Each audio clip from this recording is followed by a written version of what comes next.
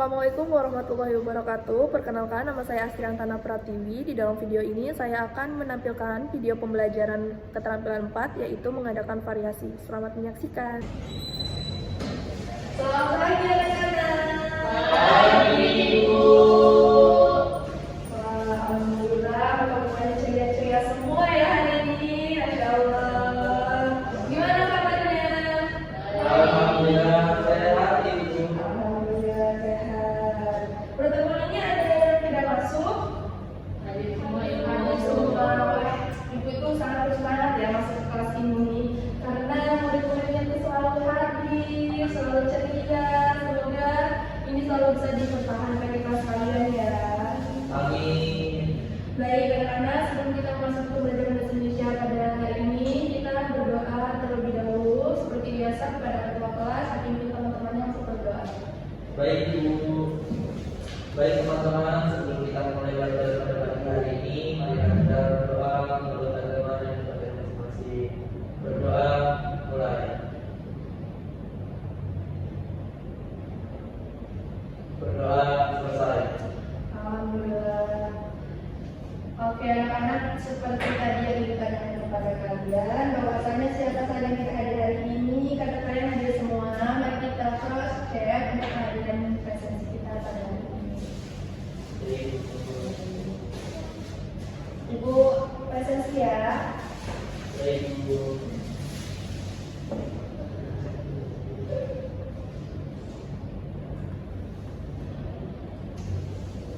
Salam Sabila. Hadir Ibu. Muhammad Isnur. Hadir, Ibu. Zahira Sofa. Hadir Ibu. Hadir semua. Masya Allah. Terima kasih ya atas partisipasi kalian untuk mengikuti pembelajaran kita pada hari ini. Baik, anak-anak, minggu lalu ada yang ingat kita membahas tentang apa? Ya, puisi. Benar, Zahira. Ayo, dulu ya. Ya, tentang puisi. Oke. Sekarang kita masih di materi tentang puisi, yaitu salah satunya mengidentifikasi diksi dalam teks puisi yang dibacakan.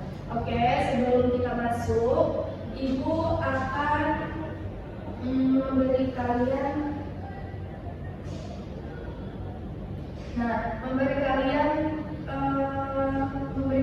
pengertian apa itu diksi, seperti judulnya mengidentifikasi diksi dalam teks puisi.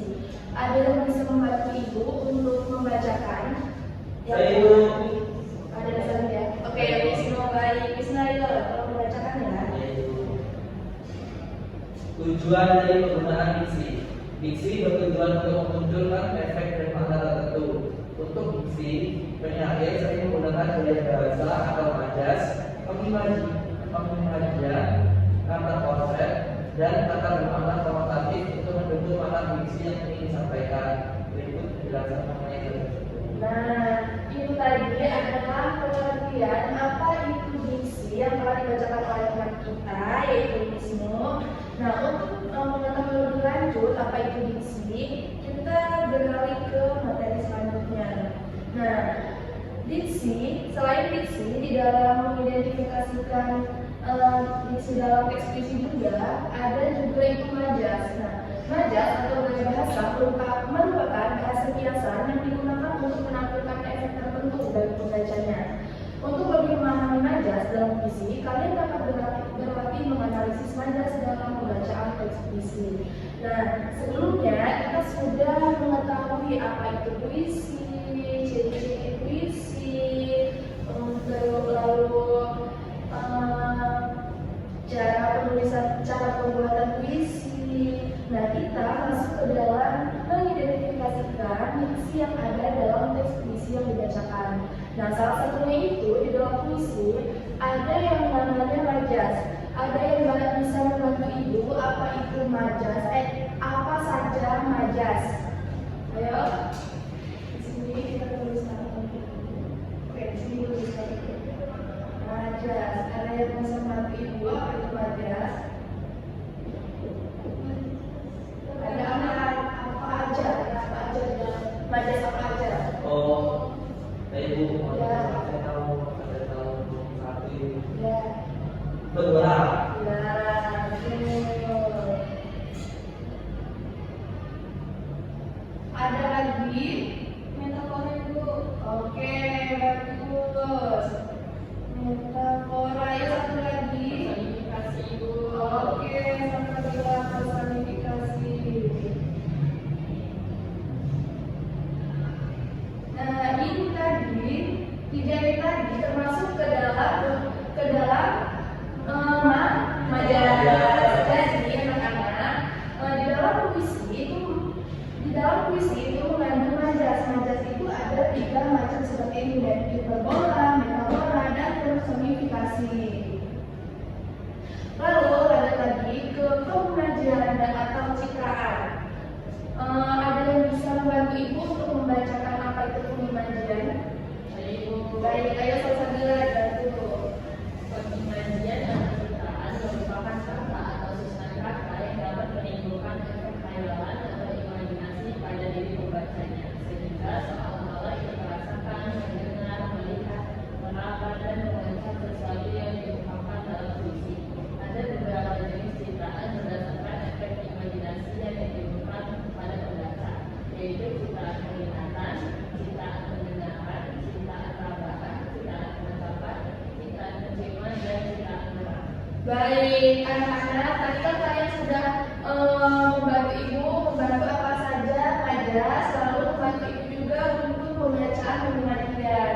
Nah, kita beri tepuk tangan dulu untuk kita semua. Terima kasih untuk keaktifan kalian pada pembelajaran kita hari ini. Lanjut, kita masuk ke dalam kata konkret dan kata bermakna konotatif. Nah, di dalam saling yang telah Ibu jelaskan, kata konkret adalah kata yang menunjukkan lebih mudah ditangkap oleh indera. Konkret dapat berarti nyata, berwujud, atau benar-benar ada. Jadi, kata konkret itu adalah kata yang nyata dan yang berwujud, dan itu benar-benar ada, bukan berdasarkan imajinasi. Nah, lalu ada juga kata bermakna konotatif. Apa itu kata bermakna konotatif? Kata bermakna konotatif merupakan kata-kata yang bersosiasi. Asosiasi merupakan keterkaitan makna kata dengan hal lain di luar bahasa. Nah, dalam hal ini, makna konotatif timbul sebagai akibat asosiasi perasaan pembaca terhadap kata yang dibaca, diucapkan, atau didengar. Pada kata konotatif, makna telah mengalami penambahan atau pergeseran dari makna asalnya. Jadi, suatu makna akan mengalami perubahan atau pergeseran dari makna awal itu adalah kata yang bermakna konotatif, seperti itu. Lalu, ada juga contoh pembacaan puisi. Nah, sebelum Ibu memberi kalian tugas individu untuk mengerjakan makna konotatif yang ada di dalam puisi, nah di sini kita bersama-sama akan melihat video pembacaan puisi. Oke, udah pada siap semua? Siap Ibu. Siap ya. Disimak ya videonya, karena ini akan mengantarkan kalian atau membantu kalian untuk mengerjakan tugas yang akan diberikan. Oke, siap? Siap. Sebentar ya, jadikan ini.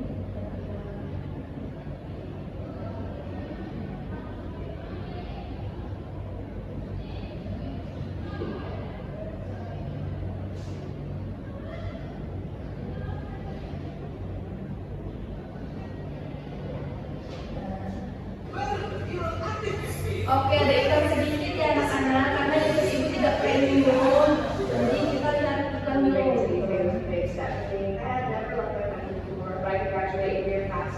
Oh, jadi puisinya Iya benar. Sebentar ya, bisa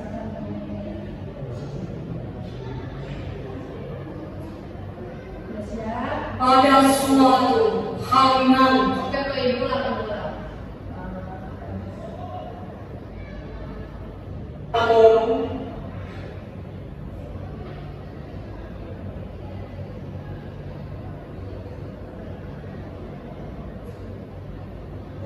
pada suatu hari nanti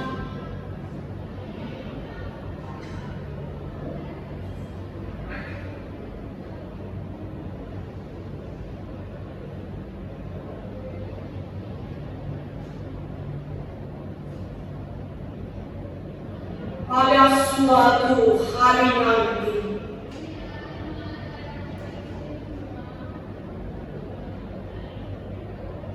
jasadku tak akan ada lagi.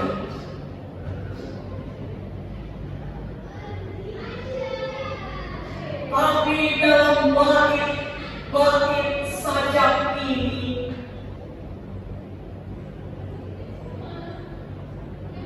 kau tak akan kurelakan sendiri.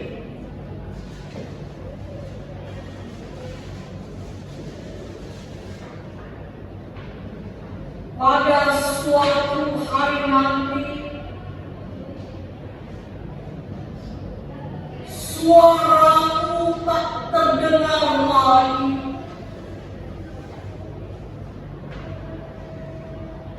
Tapi di antara larik-larik sajak ini, kau akan tetap kusiasati.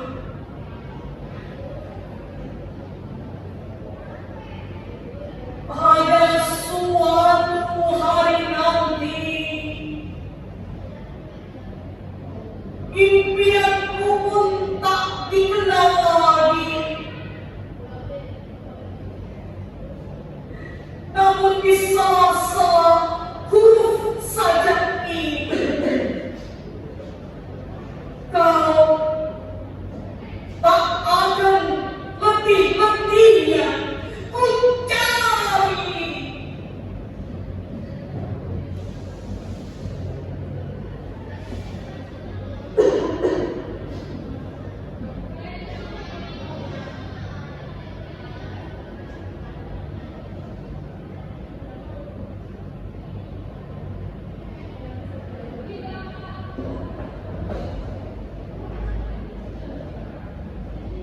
Nah, itu tadi adalah pembacaan puisi. Ada yang tahu itu tadi siapa? Ibu Henry, Ibu. Oke, tepuk tangan dulu. Nah, puisi yang dibacakan oleh beliau tadi adalah puisi pada suatu hari nanti karya Sakti Joko Damono. Nah, anak-anak, sebentar ya, ini ada Bismillahirrahmanirrahim. dulu ini skip ke video selanjutnya ya. Iya, itu kita buka lagi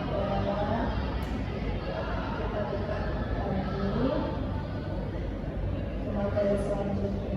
Sepertinya di bagian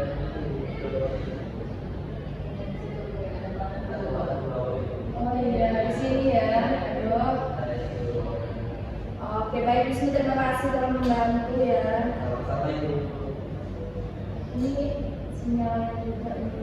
Oke, selanjutnya kita, nah ini tadi ada tugas. Kalian kan sudah menyimak puisi yang dibacakan oleh Ibu Elvi. Oke, keren sekali ya, kalian itu sudah mengenal beliau gitu kan. Ibu dulu mengenal beliau itu di bangku perkuliahan S1. Ada kuliah dosen tamu yang diadakan oleh prodi Ibu BBSI, dan waktu itu prodinya Ibu Eka Sofia Lisdina. Dia mengundang Bu Elvi untuk bergabung di Google Zoom atau Google Meet atau Zoom gitu ya. Waktu itu pokoknya kuliah dosen tamu secara daring. Dan Ibu mengenal beliau itu waktu di bangku perkuliahan. Tapi kalian di SMP kelas 10 ini sudah mengenal beliau. Keren sekali, terbaik.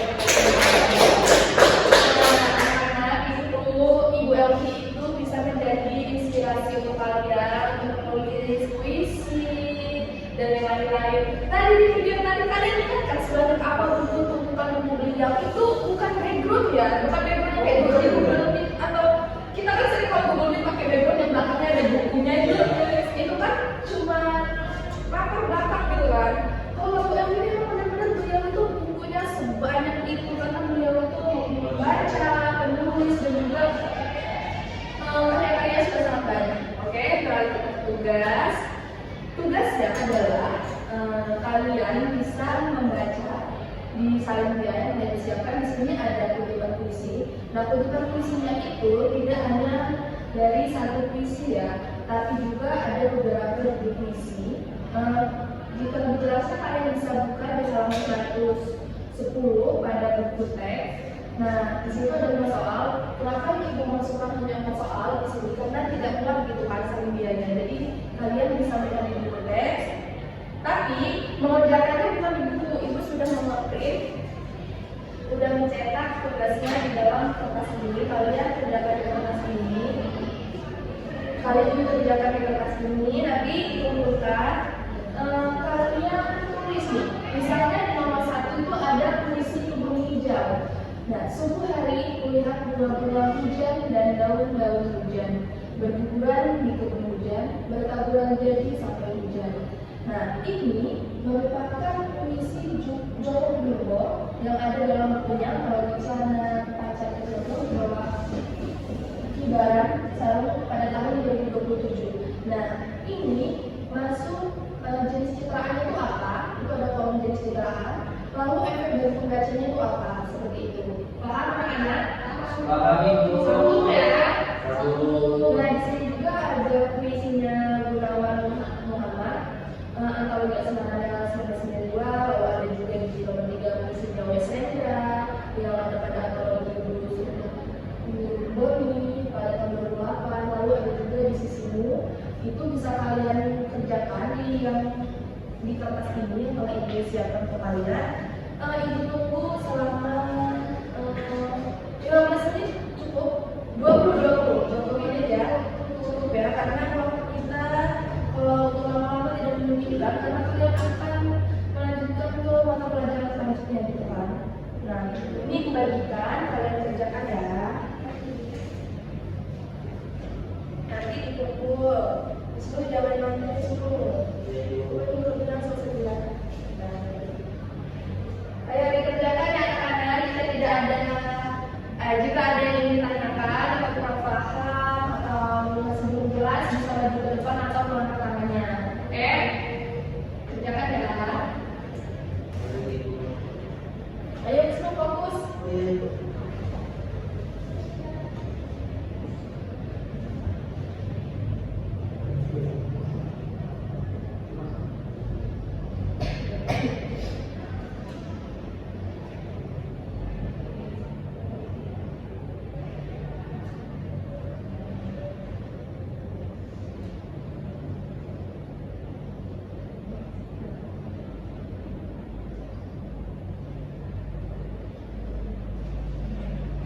Alhamdulillah, pada yang cerita dulu.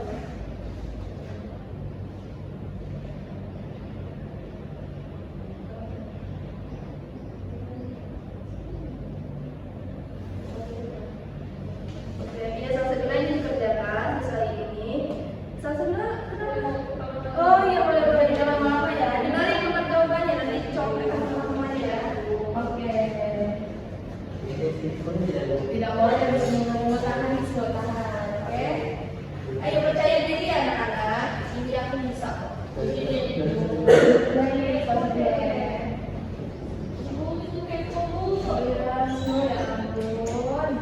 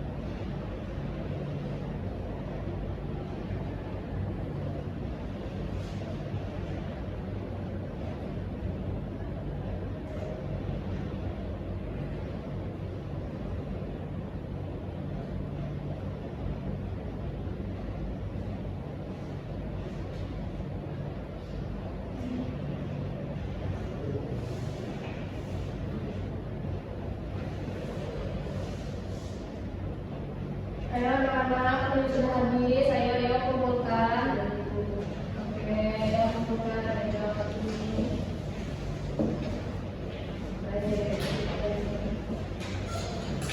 Aduh, Wisnu.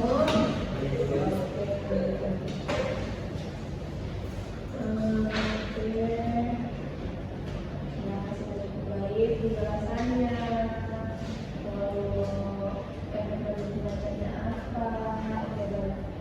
Anak-anak, itu tadi pelajaran kita pada hari ini. Anak-anak, selanjutnya minggu depan kita akan berlatih lagi untuk masih di dalam topik puisi kita. Kenapa masih dalam materi puisi? Karena materi puisi ini pembahasannya panjang sekali dan anak-anak harus mengerti karena puisi ini tidak hanya materi saja, tapi harus ada praktiknya gitu kan, seperti itu tadi. Nanti minggu depan anak-anak memilih satu puisi yang akan dibacakan di depan kelas. Iya, satu puisi dulu seperti itu. Iya, dibacakan di depan kelas. Baik, anak-anak, itulah tadi materi kita pada hari ini. Sebelum ibu tutup, apakah ada yang ingin ditanyakan lagi? Ibu, materinya sudah cukup jelas ya? Ibu, izin bertanya. Untuk materi perdebatan tentang puisi kan? Nah itu boleh membaca tidak Bu? Boleh, Wisnu. Boleh dong. Kalau puisi tidak boleh itu kan susah di luar hafalnya kan. Tapi tidak boleh terpaku pada teks seperti lihat, nanti fokus lagi ke objek seperti itu. Terlatih di rumah ya semuanya. Puisinya boleh dari siapa saja atau dari Sapardi Pramono, W.S. Rendra, Sultan Guru Basri, banyak sekali atau bisa pada sastrawan lokal kita seperti ada pahala itu bisa keren-keren. Lalu banyak sekali ya. Yang tentunya kalian bisa memahami apa itu majas, apa itu diksi, apa itu kata konkret yang ada di dalam puisi. Oke, jadi materi kita minggu depan masih pada puisi. Oke, itu saja yang mungkin bisa ibu sampaikan dan ibu berikan kepada kalian. Sebelum ibu pamit, kita berdoa terlebih dahulu. Ayo berdoa, beri doanya. Baik Ibu, baik teman-teman, sebelum kita mulai ibadah selama ini, mari kita berdoa doa mulai. Berdoa bersama. Baik, anak-anak, terima kasih atas partisipasi kalian pada hari ini. Terima kasih ketua kelas yang telah membuka dan menutup kelas kita pada hari ini dengan doa yang penuh hikmat, dan anak-anak semua yang telah mengerjakan tugas dari ibu. Ini tugasnya akan ibu koreksi nanti di ruang guru akan ibu bagikan minggu depan ya. Jangan lupa tugasnya. Sehat selalu sampai kita bertemu di pelajaran kita selanjutnya, yaitu membacakan puisi. Kalian harus keren, nanti ada gift dari ibu, ada hadiah dari ibu. Oke?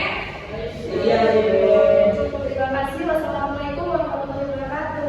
Waalaikumsalam warahmatullahi wabarakatuh. Terima kasih ya. Terima kasih Ibu. Observasi keterampilan mengadakan variasi.